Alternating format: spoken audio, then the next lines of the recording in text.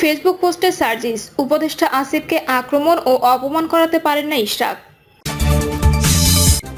Viral video, জোরপূর্বক ট্রেনে ঝোলানো হয় ওই ব্যক্তিকে।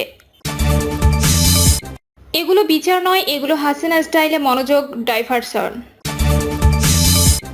এবং সর্বশেষ জানাবো, নদীবন্দরগুলোতে সতর্ক সংকেত, 14 জেলায় ঝড়ের আভাস। শুনছিলেন সংবাদ শিরোনাম, এবারে বিস্তারিত। ফেসবুক পোস্টে সার্জিস উপদেষ্টা আসিফকে আক্রমণ ও অপমান করাতে পারেন না ইশরাক। নগর ভবন ব্লকের কর্মসূচির মাধ্যমে বিএনপি নেতা ইশরাক হোসেন নিজের কর্মীদের নিয়ে উপদেষ্টা আসিফ মাহমুদ সজীব ভুঁইয়াকে আক্রমণ, অপমান ও গালিগালাজ করাতে পারেন না বলে মন্তব্য করেছেন জাতীয় নাগরিক পার্টির উত্তরাঞ্চলের মুখ্য সংগঠক সার্জিস আলম। ইশরাক হোসেনের সমালোচনা করে তিনি বলেন, স্থানীয় কিছু কর্মীর মাধ্যমে তিনি আসিফ মাহমুদকে এভাবে ব্যক্তিগত আক্রমণ করাতে পারেন না, অপমানিত করাতে পারেন না, গালিগালাজ করাতে পারেন না, বাবা মা তুলে কথা বলাতে পারেন না। এটা কখনোই রাজনৈতিক শিষ্টাচারপন্থী না, পরোক্ষভাবে এই দায় তার উপরে বর্তায়। ইশরাক ভাইকে আমি চিনতাম সাদেক হোসেন খোকার ছেলে হিসেবে।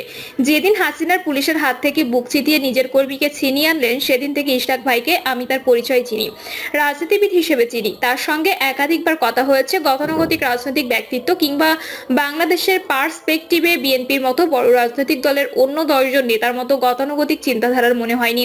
তিনি অনেক ক্ষেত্রে শত্রুতাকে অকপটে স্বীকার করেন, ইভেন সেটা দলের বক্তব্যের সঙ্গে না মিললেও।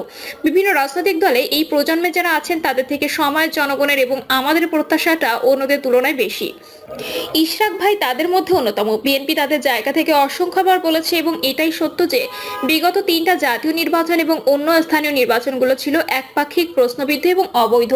যে নির্বাচন অবৈধ, সেই নির্বাচনের মেয়র আমি কিভাবে হতে চাই, সেটা কিভাবে বৈধ হয়? তাহলে তো সেই নির্বাচনকে আমি বৈধতা দিয়ে দিচ্ছি। তাহলে ঢাকা দক্ষিণ সিটি কর্পোরেশন শুধু ইশরাক ভাই কেন, সব জেলা পরিষদ, উপজেলা পরিষদ, সিটি কর্পোরেশন, ওয়ার্ড এবং সংসদীয় আসনে সবাইকে তাদের জায়গা ফিরিয়ে দেওয়া উচিত।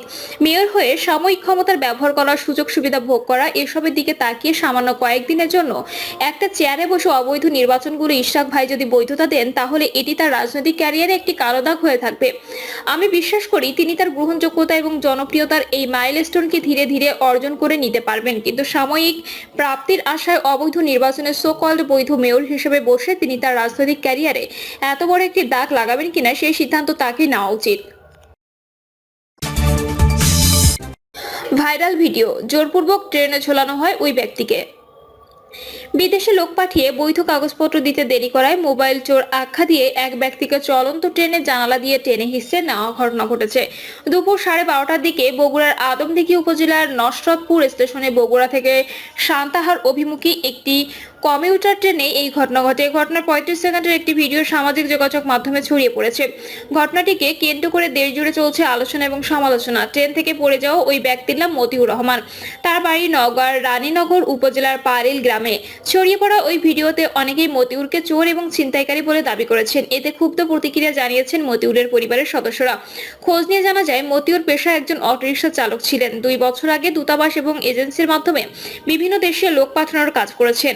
20 দিন আগে বগুড়ার আদমদীঘি উপজেলার তালশান গ্রামে মোহাম্মদ হেলালের ছেলে সজীব হোসেনকে 4.5 লাখ টাকার বিনিময়ে সৌদি আরব পাঠিয়েছেন। সৌদি আরবে গিয়ে সজীবের বৈধ কাগজপত্র পেতে দেরি হওয়ায় তার পরিবারের সদস্যরা 7-8 দিন আগে মতিউরের বাড়িতে গিয়ে কাগজপত্রের বিষয়ে জানতে চায়।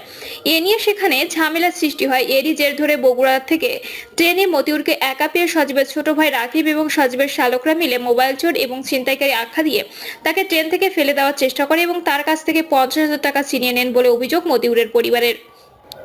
ভুক্তভোগী মতিউর রহমানের ছেলে আহসান হাবিব বলেন, আমার বাবা পেশায় একজন অটোরিকশা চালক ছিলেন।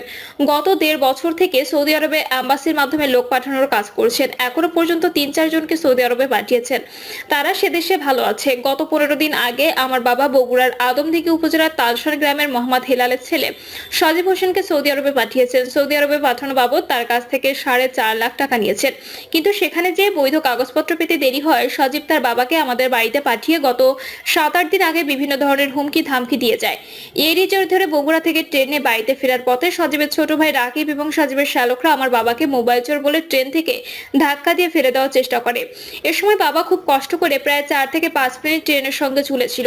বাবার কাছে ব্যবসায়িক কাজের 50,000 টাকা ছিল, সেটিও তারা কেড়ে নেয়। এক পর্যায়ে ট্রেনটি আদমদীঘি উপজেলার নসরতপুর স্টেশনে এলে সেখানকার প্ল্যাটফর্মের সঙ্গে ধাক্কা খেয়ে আমার বাবা ট্রেনের নিচে পড়ে যায়। ট্রেনের নিচে পড়লে বাবা কোনো রকমে প্রাণে বেঁচে যান, কিন্তু সেখানকার উৎসুক জনতা বাবাকে মোবাইল চোর এবং ছিনতাইকারী ভেবে বেধড়ক মারধর করতে থাকেন। আহসান হাবিব কান্না জড়িত কণ্ঠে আরো বলেন, বাবাকে কোনো রকম সেখান থেকে উদ্ধার করে আদমদীঘি উপজেলা স্বাস্থ্য কমপ্লেক্সে ভর্তি করায়।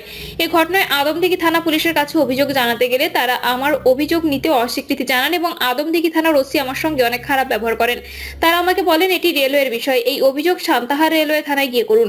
আদমদীঘি থানা পুলিশের কথা শুনে সান্তাহার রেলওয়ে থানায় অভিযোগ জানাতে গেলে তারা বলেন, আপনার বাবা জীবিত রয়েছে, মারা গেলে মামলা নেওয়া যেত, আমরা এখন কোথায় যে অভিযোগ করব? এই ঘটনার পর থেকে মানুষের সামনে যেতে পারছি না। আমার বাবা তো ছিনতাইকারী না, সে বৈধ পথে ব্যবসা করে আসছিলেন। আমি এ ঘটনার বিচার চাই। বগুড়ার আদমদীঘি উপজেলার কুসুম্বি গ্রামের বাসিন্দা মোহাম্মদ হাসান বলেন, মতিউরকে দীর্ঘদিন থেকে চিনি, তার মাধ্যমে আমার 2 আত্মীয়কে বিদেশ পাঠিয়েছি। একজন সৌদি আরবে এবং আরেকজন মালয়েশিয়াতে আছে। এখনো পর্যন্ত তাদের কোনো সমস্যা হয়নি। মতিউরের সঙ্গে লেনদেন নিয়ে কখনো কারো ঝামেলা হতে দেখিনি। নওগাঁ রানীনগর উপজেলার পারিল গ্রামের বাসিন্দা আবুল কালাম আজাদ বলেন, আমাদের একই গ্রামে বাড়ি। মতিউর গত 1.5 থেকে 2 বছর যাবৎ বিদেশে লোক পাঠানোর কাজ করছে। কখনো তাকে কোনো ঝামেলায় পড়তে দেখিনি। ব্যক্তি হিসেবেও সে একজন ভালো মানুষ। অভিযোগের বিষয়ে জানতে চাইলে রাকিব হোসেনের মোবাইল ফোনে একাধিকবার যোগাযোগ করার চেষ্টা করা হলেও তিনি কল রিসিভ করেননি। অভিযোগের বিষয়ে সজীবের বাবা মোহাম্মদ হেলাল বলেন, 1 মাস আগে বড় ছেলে সজীবকে মতিউরের মাধ্যমে 4,70,000 টাকার বিনিময়ে সৌদি আরবে পাঠিয়েছি। এখন পর্যন্ত মতিউর আমার ছেলেকে কোনো কাজ দিতে পারেনি। এ নিয়ে তার সঙ্গে অনেকবার দেখা করতে চেয়েছি। সে আমার সঙ্গে দেখা না করে বিভিন্ন জায়গায় লুকিয়ে বেড়াচ্ছে। গত 7 থেকে 8 দিন আগে তার বাড়িতে আমরা গিয়েছিলাম ছেলের বিষয়ে জানতে, তবে সেখানে কোনো প্রকার ঝামেলা হয়নি। মতিউরকে ট্রেন থেকে ফেলে দেওয়ার ব্যাপারে ছেলের সংশ্লিষ্টতার অভিযোগের বিষয়ে জানতে চাইলে তিনি বলেন, বগুড়া থেকে আসার সময় সজীবের চালকরা ট্রেন থেকে ধাক্কা দিয়ে মতিউরকে ফেলে দেওয়ার চেষ্টা করে, তবে রাকিব সেখানে কিছুই করেনি। ট্রেনে কি হয়েছে এ বিষয়ে আমি কিছু বলতে পারবো না। অভিযোগের বিষয়ে বগুড়া আদমদীঘি থানা পুলিশের ভারপ্রাপ্ত কর্মকর্তা এস.এম. মোস্তাফিজুর রহমান বলেন, এটি রেলওয়ে পুলিশের বিষয়, তাই আমরা কোনো অভিযোগ নিইনি। সান্তাহার রেলওয়ে থানা পুলিশের পরিদর্শক মোহাম্মদ হাবিবুর রহমান বলেন, তারা প্রথমে আদমদীঘি থানার অভিযোগ জানাতে গিয়েছিল। সেখানে তাদেরকে জিআরপিতে অভিযোগ জানাতে বলা হয়েছে। তখন তারা আমার থানায় এসেছিল। আসার পরে তাদেরকে নাকি আবার আদমদীঘি থানা থেকে ফোন করা হয়। তখন তারা আবারও আদমদীঘি থানার অভিযোগ জানাতে চলে যায়। পরে তারা আর আমার থানায় আসেনি। আমার বিরুদ্ধে যে অভিযোগ করা হচ্ছে তা সম্পূর্ণ ভিত্তিহীন। আমরা সবসময় অভিযোগ এবং তদন্ত সাপেক্ষে মামলা নেওয়ার জন্য প্রস্তুত রয়েছি। এগুলো বিচার নয়, এগুলো হাসিনা স্টাইলে মনোযোগ ডাইভারশন। জাতীয় নাগরিক পার্টি দক্ষিণাঞ্চলের মুখ্য সংগঠক হাসনাত আব্দুল্লাহ অভিনেত্রী নুসরাত ফারিয়ার গ্রেপ্তার নিয়ে মন্তব্য করে বলেছেন, এগুলো বিচার নয়, এগুলো হাসিনা স্টাইলে মনোযোগ ডাইভারশন। পোস্টে হাসনাত আব্দুল্লাহ লেখেন, ইন্টারিম 626 জনের লিস্ট কোথায়? 626 জনকে নিরাপদে বের করে দিয়ে এখন নুসরাত ফারিয়াকে হত্যা মামলায় গ্রেপ্তার করে বোঝাতে চাচ্ছেন আপনারা খুব বিচার করছেন। এগুলো বিচার নয়, এগুলো হাসিনা স্টাইলে মনোযোগ ডাইভারশন। হাসনাত আরো লেখেন, সরাসরি হত্যাকাণ্ডে জড়িত খুনিকে দেশ থেকে নিরাপদে বেরিয়ে যাওয়ার সুযোগ দেওয়া হয়। শিরিন শারমিনকে রাষ্ট্রীয় তত্ত্বাবধানে বাসায় পাসপোর্ট করে দেওয়া হয়।